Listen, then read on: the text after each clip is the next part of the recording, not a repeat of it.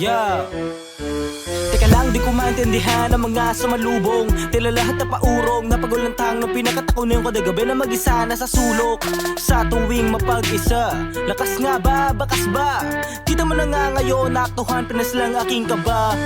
Teka lang, di ko maintindihan ang mga sumalubong. Tila lahat na paurong, napagulantang nung pinakatako na yung kada gabi na mag-isa na sa sulok. Ni hindi na mapigilan ang mga paglabas sa isipan ng mga letra o salitang tangin na palugma, tatama rin na huminga, teka malabo at malayo pa. Kung di makasabay, huwag sa alon ko, ikay pa tatangay. Kung di mo makayan, gantong kamalayan, pwede nang laktaran ang tuktok at banbunan mo. Ibalik ka sa magulang mo.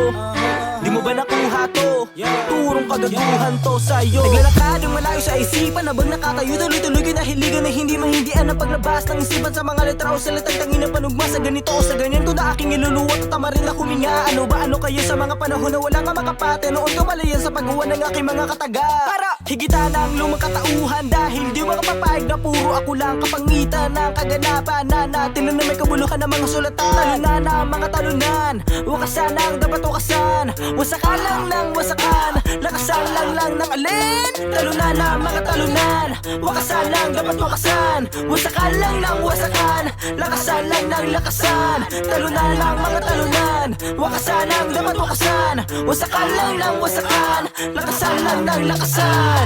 Teka lang, di ko maintindihan ang mga sumalubong. Tila lahat na paurong, napagulantang nung pinakatako na yung kada gabi na mag-isa na sa sulok. Ni hindi na mapigilan ang mga paglabas sa isipan ng mga letra o salitang tangin na panugma, tatama rin na huminga, teka malabo at malayo pa. Shit.